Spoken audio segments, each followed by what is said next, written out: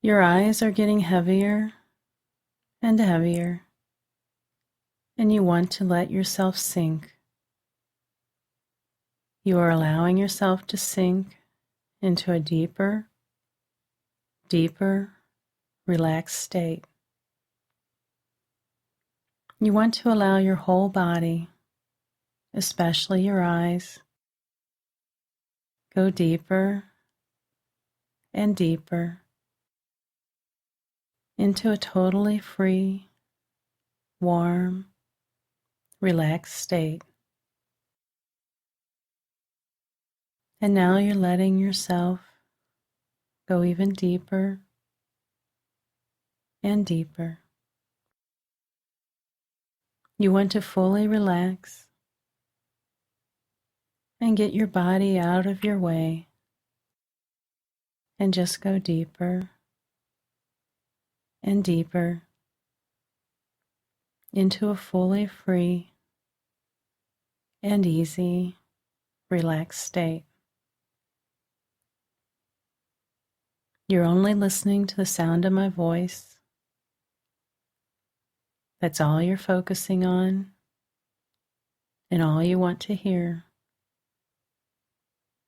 The sound of my voice.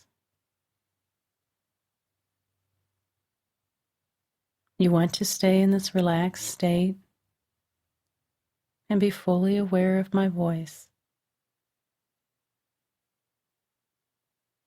And do what I describe because you want to. You want to be relaxed. You want to rid yourself of your anxieties. And you know that this will help you relax. Relax and listen. Relax and listen. Go into a fully free and relaxed state. You're only focusing on my voice, and you allow yourself to listen carefully to what I am telling you. You allow yourself to listen carefully to what I describe. You will remember everything I tell you, and after you awake from this relaxed state, you will feel very good because you will remember everything and use what you hear. Use it for you. Use it to put away all your anxiety about your anxiety. You will remember everything I tell you and use it every day. Whenever you feel anxious about anything, you will remember what I tell you now in this relaxed state, and you will be able to fully focus on it and concentrate on it very well and do exactly what we are talking about. Relax and allow your anxiety to flow away. Relax and let the anxiety go. Whenever you get anxious about anything, you will begin to realize that the reason you are anxious is because you are saying to yourself, telling yourself, I must succeed, I must do this, or I must not do that.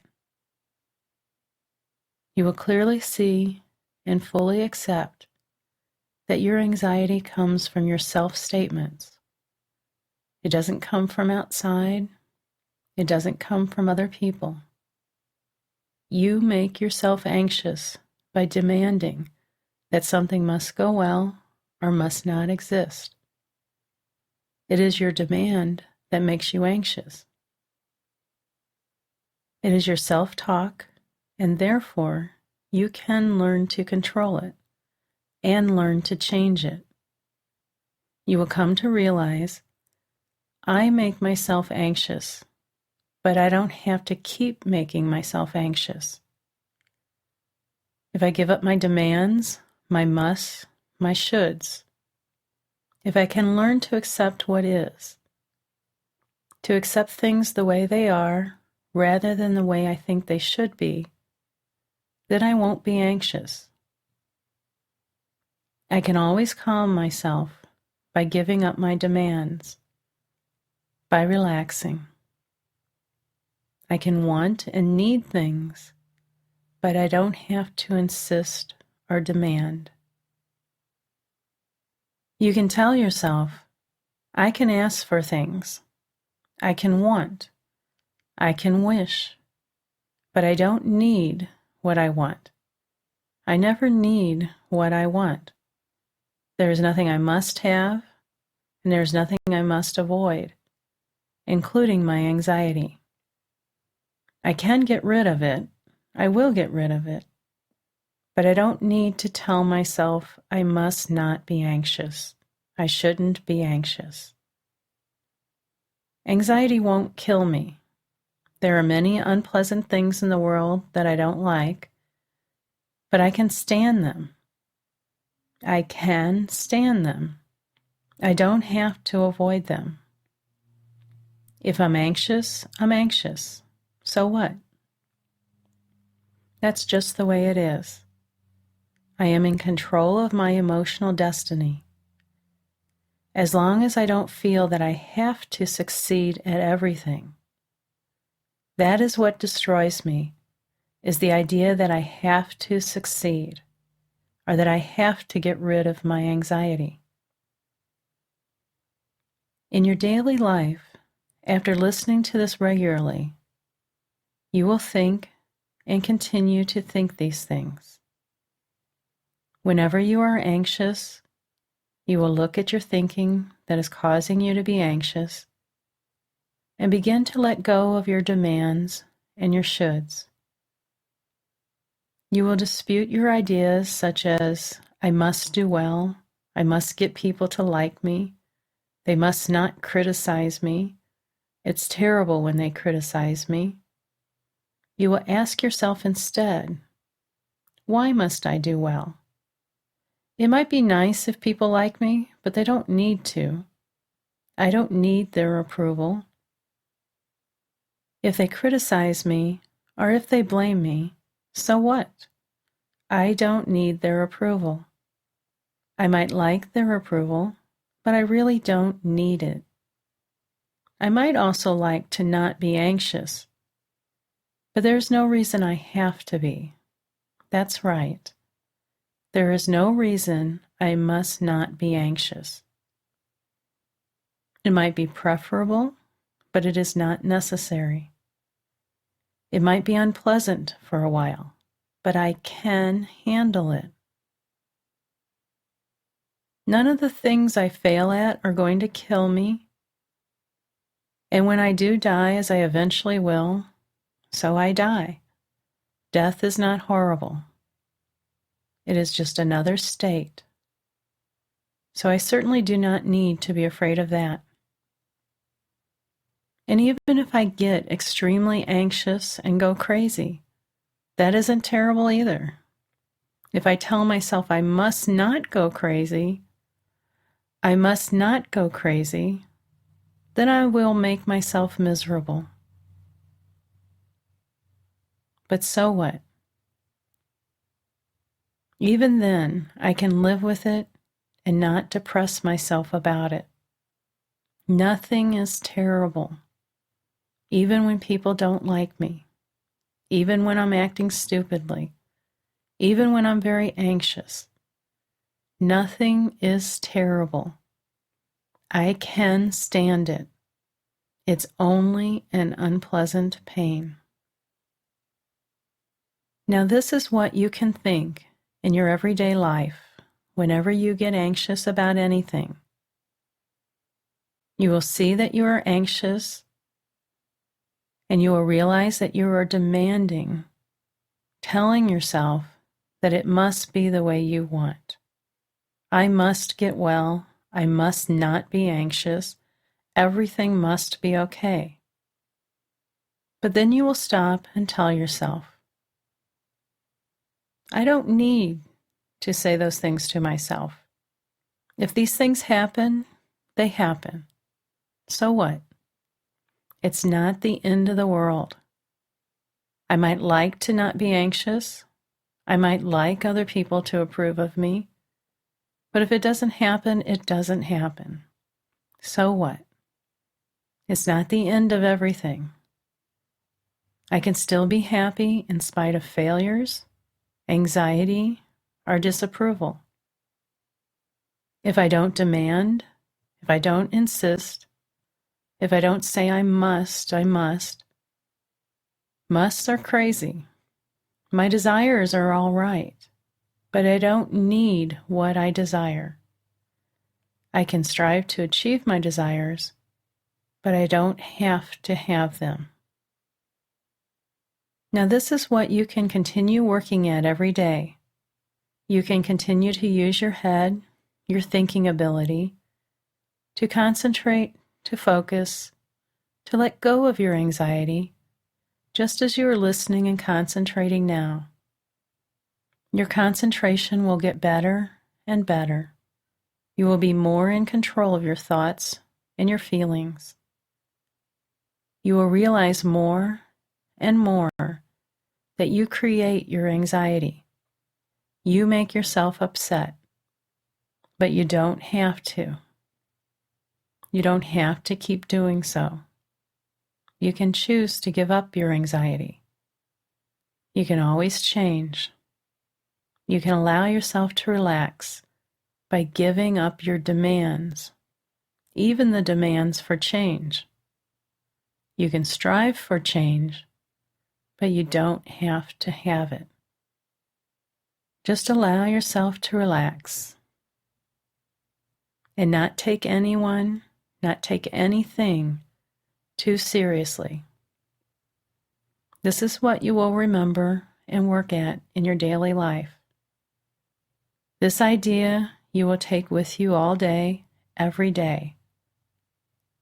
I control me. I don't have to be upset about anything. If I do upset myself, so what? I might be upset for a while, but it won't ruin my life or kill me. And I can be anxious without putting myself down, without saying I must not be anxious. At times I will be anxious, but I can begin to give up my anxiety if I don't demand that I not be anxious. And you will get better and better at thinking in this rational way. You will become more in control of you. You won't be totally in control because nobody is ever totally in control and not anxious. But you will make yourself less anxious and more able to live with it. And the more able you are to live with it, the more it will go away. Nothing is terrible. That's what you will realize and keep thinking about until you really believe it. Now, I wonder if you may be one of those people who believe that they can't settle for less than perfection, and that you might as well not even try if you can't do something just right or perfectly. Many people make themselves miserable by striving to be the best, superior, or perfect. They become enslaved by the unreasonable goal of perfection or superiority. They mistakenly believe that the only thing worth being in life is a star, above other people, the best, first, or perfect. That is the belief that will bring misery. Expecting perfection from yourself and others leads to disappointment and depression because we are all human and imperfect. When we have a goal of perfection, we will automatically feel inadequate because we can't reach that goal. I think, however, that you will feel better if you can change your goal from being perfect to being competent and strive towards that goal. Life can be so much more enjoyable, so much more rewarding, when our goal is simply to do things well and just keep gradually improving. I would like you to appreciate the value, the benefit of accepting yourself as imperfect. but in the process of growing, in the process of learning, and getting better and better. This natural process of change is generally a process of taking a series of steps. We roll over and learn to crawl before we learn to walk or run. We learn addition before we learn multiplication or algebra. The natural order of things is gradual growth and improvement. We change gradually, certainly not overnight. We change by taking a series of steps. No one can leap up an entire staircase, and certainly can't leap over a tall building in a single bound. We are human, and it is unrealistic to expect ourselves to be superhuman. And different people make progress in different ways. So I would like to suggest that you be patient with yourself. You have your own unique process of growth. And I would like you to really enjoy each small improvement, each small change. Experience each change fully and take credit for the improvement and gains you make. I would like you to appreciate how you make changes and not become impatient with how fast or slow those things take place. And as you accept the goal of being competent and not being perfect or superior, your relationships with people will become more gratifying, more harmonious. People who strive to be perfect, the best, or superior to others often come to view the world as a competitive, unpleasant, dog-eat-dog world. People often dislike them. When your goal is to be better than others, you're always miserable and insecure. It is impossible to determine who is the best, and then you always fall short. But you can free yourself from the tyranny of being perfect. It can be so gratifying, so refreshing, to let go of being perfect and simply strive to make a contribution. When you strive to make a contribution in life, people become friends and allies instead of threatening competitors. You begin to view people in a different way and to develop a bond with others that helps you to contribute because you are no longer competing. The goal is now cooperation, not competition. What a relief for you to be free from the burden of trying to be perfect or the best or superior. It is also so much more freeing, so natural, so satisfying to accept yourself as an imperfect human, but in the process of improving and growing. There's no need to compete with anyone because you are focused on doing the best you can do to contribute without having to be perfect. There's no need to compete with anyone because there's no way to ultimately determine who is best anyway. And I wonder if you might be surprised at how attracted and enthusiastic you will become about the goal of cooperating and working together and making a contribution instead of trying to be perfect or superior. And I wonder if you will begin to notice how spontaneously and how easily it occurs to cooperate with people and to think in terms of making a contribution. It will feel like such a relief, like becoming a member of the human family. And you can celebrate your humanness and the joy of having the courage to be imperfect. We've all made mistakes. I'm sure that you can recall a time that you made a mistake that taught you something. Even though it might be unpleasant, you can recall making a mistake that you learned something valuable from. And as you recall that memory, I want you to begin to appreciate the fact that without having made mistakes like that, you would have never learned and progressed. As a kid, did you ever touch a hot stove and burn yourself? Many of us have had that experience. And we learned something very important from that, even though it was very unpleasant. Having the pain of a burn allows you to learn to be cautious of fire. However, that doesn't mean you avoid fire completely. You just learn how to handle fire appropriately. Your imperfect mistakes have been opportunities for a wealth of learning that have formed a foundation to build on. But don't be mistaken about mistakes. The more unpleasant it is, the more opportunity you have to learn something valuable. And yet so many people are afraid to try for fear that they'll make mistakes. And when they do make a mistake, they try to cover it up for fear that people will think less of them or think that they are weak or stupid.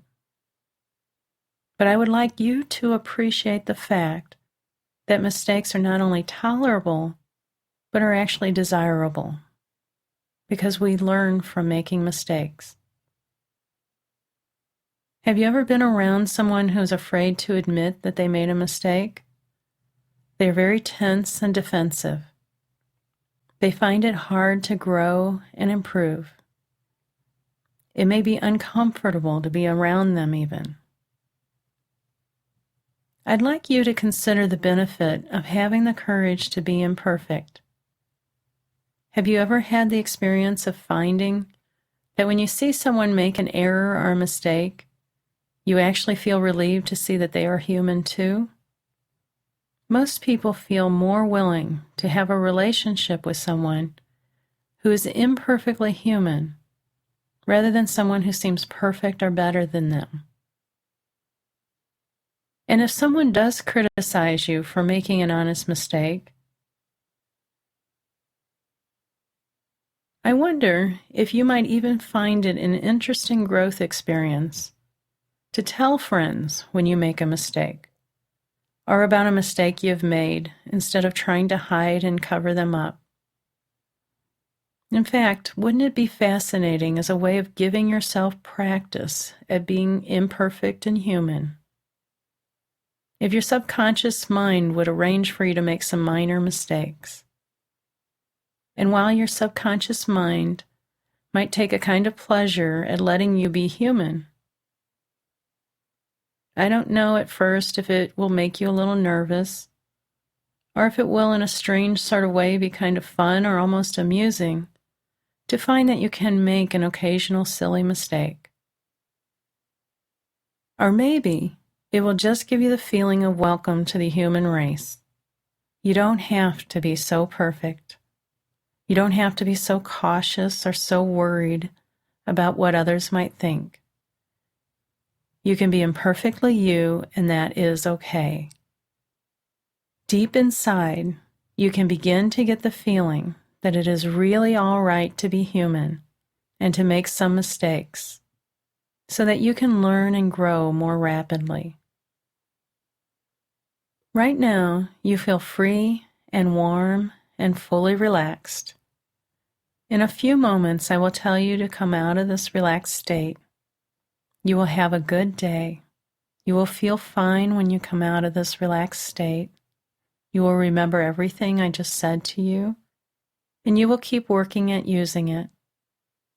You will continue to listen to this frequently until you really believe it and follow it. Eventually, you will be able to follow these directions and to think your way out of anxiety and out of the anxiety about being anxious. You will then be able to think yourself out of anxiety all by yourself. You will be able to relax and use the self-talk you are learning when you listen to this.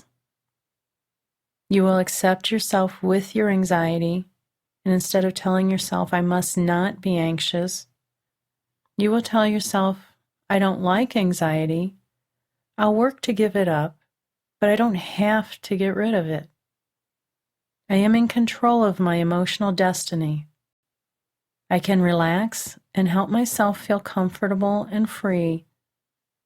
I can get away from cares for a while, but I can accept the anxiety instead of fighting it so desperately. I can stop telling myself it's awful to be anxious.